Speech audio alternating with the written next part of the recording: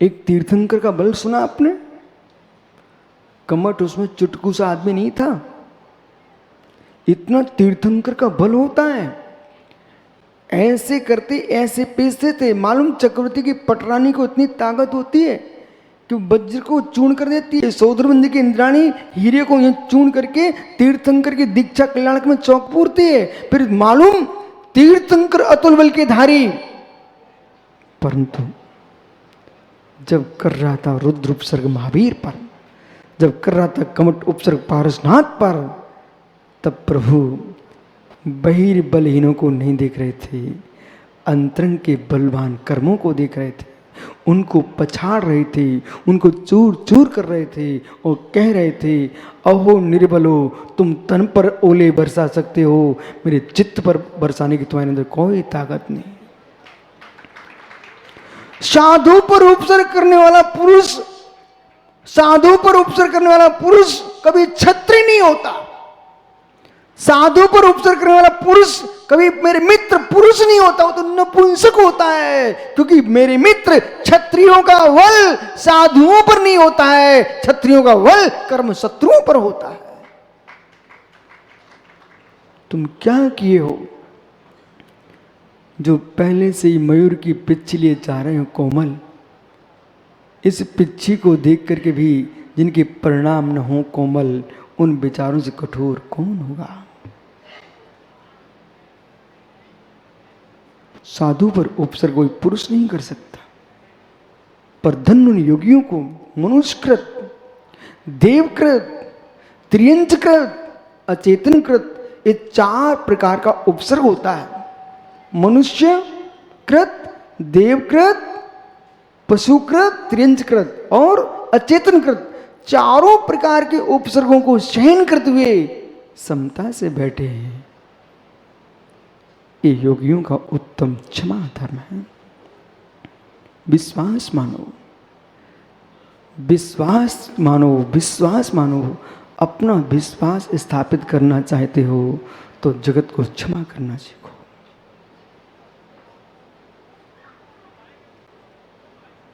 तुम जहां से निकलो ना, लोग मंदिर के भगवान भूल जाएं।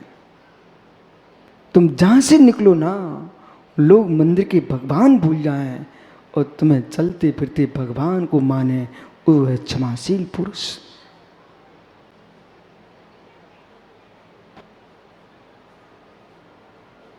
क्षमता है क्या? क्षमता नहीं है क्या? क्षमता है। देखो विषय को, भैया भैया तुम विपाक को क्यों देखते हो? कारण को क्यों नहीं देख रहे हो? जो जीव निकुंज बेटा श्रीफल हाथ में लिए घूम रहे लोग, मेरी दीक्षा हो जाए, उनकी दीक्षा नहीं हो पा रही। कुछ लोग सोचते हैं क्या कभी मैं भी साधु बनूंगा, उनके भाव नहीं होते। घर भी छोड़ दिए, परिवार छोड़ दिए, बेचारे भिखारी बन के घूमने लगे, पर मुनि नहीं बन पाए। जो व्यक्ति यहाँ समाज का द्रव्य कमाए वो भिखारी है। तो मित्र लोग भिखारी बन के घूमने लगे पर दीक्षा नहीं ले पाए, बोले क्या कारण है? सुब्रत सागर जी, एक व्यक्ति ने क्या किया, अपने घर से निकले और मकान के बाहर एक चाट का ठेला था, रोज जाकर के चाट खा ले। कहे लिख लो आप तो, वो लिख लो आप तो। वो समझता था क्या है, चाट ही तो खा रहे हैं, हो जाएगा। लिखवाता गया, लिखवाता गया। एक दिन ऐसा आया, वो बिल देता है, बोले भाई साहब ये 5 लाख रुपए आपको देना है। भैया ने नहीं देखा, उनके पिताजी के हाथ में सौंप के आ गया। वो दुकानदार इतना ईमानदार था, वो बाकायदा समय तक, दिन नहीं मात्र समय तक इतने बजे आप आए थे, और ये ऐसे प्रकार का दोना था, इस प्रकार की प्लेट थी, सब कुछ ने लिख के रखा हुआ था। और लो भाई ये 5 लाख तुमको देना है। बोले एक ही तो प्लेट लेता था, बोले 1 प्लेट तो लेते थे, पर कितने दिन लिए थे? 1 ही तो प्लेट लेता था। बोले कितने दिन लिए थे बेटा? मालूम चला 5 लाख। बोले आप अच्छे से दे दो, नहीं तो मुझे किसी वर्दीधारी का आसरा लेना पड़ेगा, वर्दीधारी का आसरा लेना पड़ेगा। उनके पिताजी को 5 लाख ऐसे देना पड़ गए।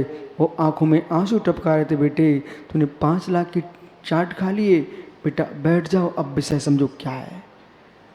बोले भैया वो हमने रवि से इतनी तो कहा था, रवि ठीक से बैठ जा। अच्छा, ओहो हो, मैंने उससे यही तो कहा था, तू समझता नहीं कुछ। बेटा चिंता मत करो, तुम तो ले लो चाट, खा लो, लेकिन जिस दिन तुम्हारा मन करेगा यथाख्यात चारित्र में जाने का, जिस दिन मन करेगा मुनिराज बनने का, उस दिन कर्म खड़ा हो जाएगा आगे। बेटा तुमने चारित्र मुनि का बंद किया है, पल पल में आश्रय किया था कसाई करके। तुम एक पिच्ची को देखते रहो, हाथ में नहीं ले पाओगे। और कदाचित मिली भी गई तो बेटा छूट जाएगी, क्योंकि तुम चारित्र मुनि का बंद कर चुके हो।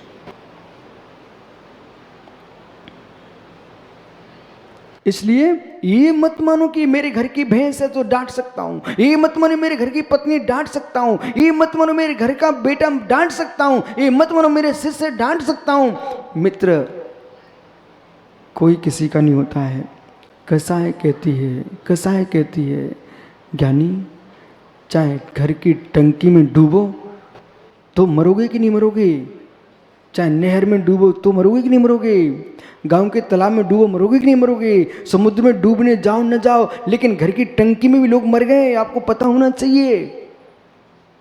घर की टंकी में, पानी की टंकी में लोग मर गए, लाशें निकली हुई हैं। मेरे मित्र का घर की टंकी में आदमी डूब जाए मरेगा नहीं क्या? ऐसे ही अपने घर के लोगों से भी कसाय करोगे तो डूबोगे ही डूबोगे।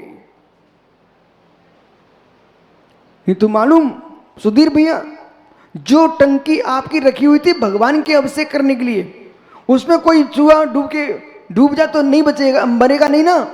वो तो मंदिर में अभिषेक की टंकी थी। अच्छे से बोलो ज्ञानी, क्यों मरेगा? वो तो मंदिर की टंकी है। अरे एक मंदिर की टंकी, कैसे आदमी हो, सही बोलो, कैसे मरेगा? वो तो मंदिर की टंकी है। मंदिर की टंकी में कोई चूहा गिर जाए वो तो नहीं मरेगा ना। अरे रितेश बताओ अपने पिताजी को, क्या बोल रहे मर जाएगा? अच्छा मौत आई इसलिए मरेगा, टंकी में डूबने से नहीं मरेगा। ओह रितेश बोलो तुम्हारे पिताजी क्या बोल रहे हैं? मंदिर की टंकी में कोई चूहा गिर जाए तो मरेगा कि बचेगा? तो मित्र यदि मंदिर की टंकी में गिरा और तुम्हारे घर की टंकी में गिरे तो, जब घर की टंकी में गिरे तो भी मर जाएगा और मंदिर की टंकी में तब भी मर जाएगा। तो मित्र चाहे घर के काम से गुस्सा करो तब भी बन जाओगे, और मंदिर में गुस्सा करो तब भी बन जाओगे। ओहो बड़े समझदार, कहते वो टंकी की बात चूहा की चल रही, चूहा की, यानी चूहा की नहीं चल रही है, जो कर्म से बने सब चूहा ही चूहा है। घर की टंकी में चूहा गिरेगा तो शिवरार्थियों मरेगा ना, और मंदिर की टंकी में गिरेगा तो।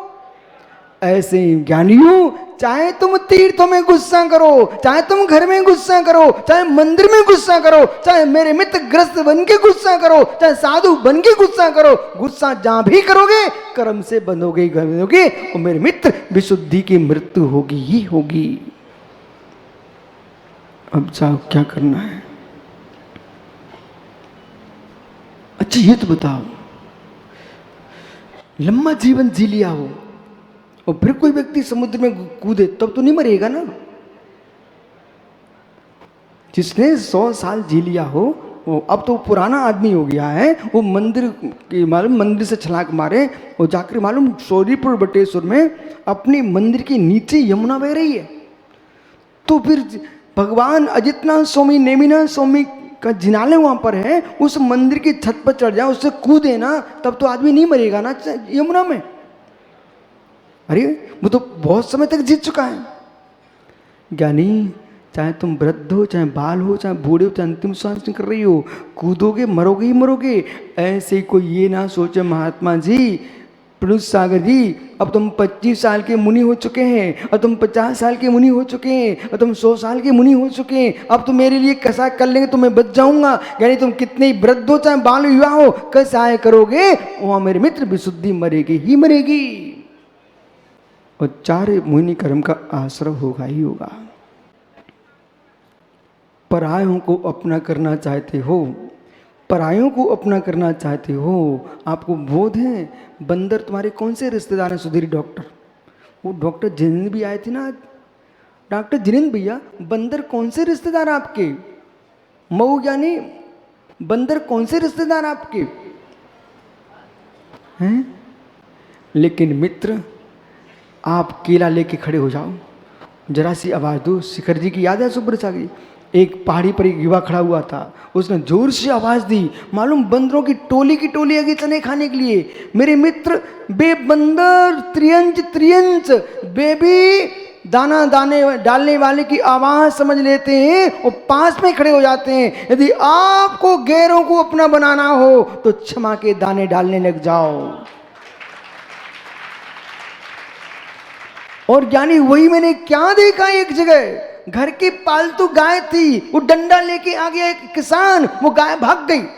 घर की पालतू गाय भी डंडा देख के भाग गई। ऐसे ज्ञानी, घर की पालतू गाय तो छोड़िए, घर में तुम्हें पालने वाली मां भी तुमको छोड़ के भाग जाएगी। क्रोध से प्रीति का नाश होता है।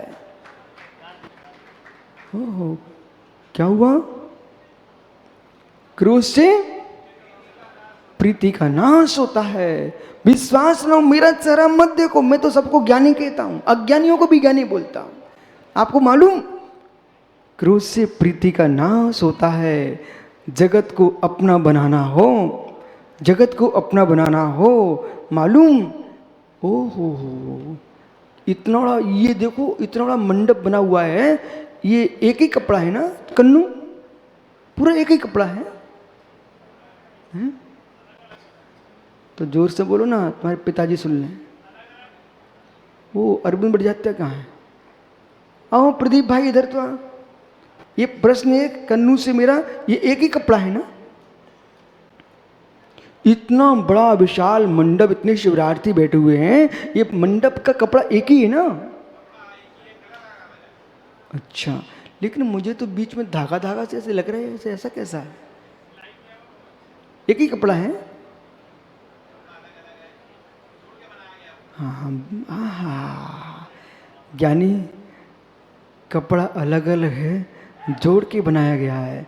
जोड़ जोड़ के इतने लोगों तुमने छाया दे दी मित्र, जोड़ जोड़ के इतने छाया दे दी, तो मित्र तू भी एक धागा बन जा,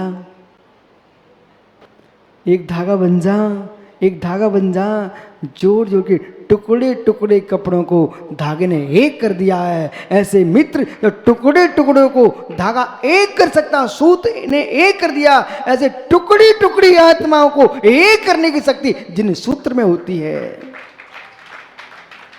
जैसे धागे को जोड़ जोड़ करके आपने इतना मंडप बना लिया है, ऐसे मित्र अपने भीतर ऐसी शक्ति उत्पन्न करो क्षमा की, जो टूटी टूटी आत्मा को सब एक कर दें। उसका नाम जन धर्म है।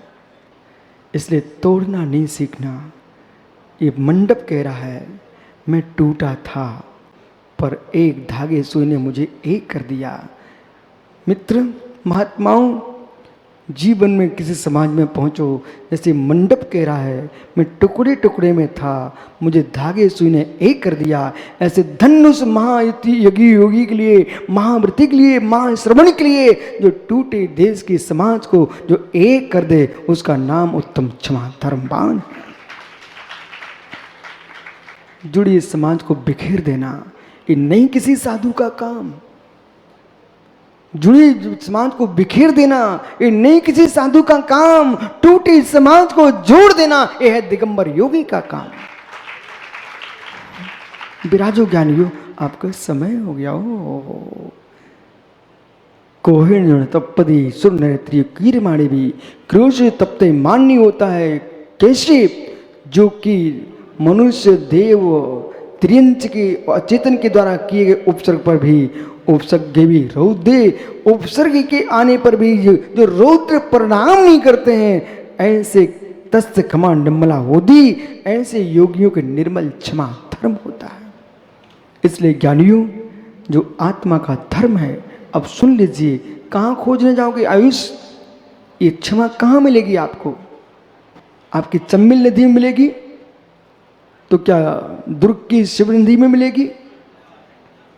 कहीं नहीं मिलेगी, कहीं नहीं मिलेगी। राजिम की मां नदी में नहीं मिलेगी। रायपुर में भी नदी बहती क्या? हैं? कौन से? धारून, फागुन, आरुण, खारून। ओहो हो, कितनी खतरनाक नदी है उसका नाम, खारून नदी।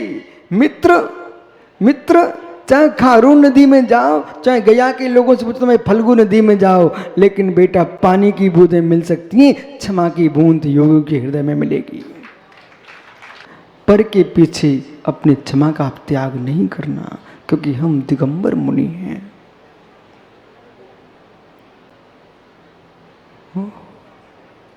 आत्मा के धर्म की महिमा नीलेश यहीं गाई जाती है। बालक समझ नीलेश, बेटा आत्मा के धर्म की महिमा यहीं गाई जाती है। दुनिया में दूसरे की मालूम, दुनिया में दूसरे की मूर्ति बना के पूजते हैं, या 10 धर्म में निज की मूर्ति को प्रकट रखने का उपाय खोजते हैं। इसलिए जाओ आज मित्र, सीख के जाना, सीख के जाना कि कोई कितना ही चीखे चिल्लाए, लेकिन हम न चीखेंगे न चिल्लाएंगे, आशीर्वाद देंगे। आत्मा शुभावं परिभाव भिन्नम, आत्मा शुभावं परिभाव भिन्नम।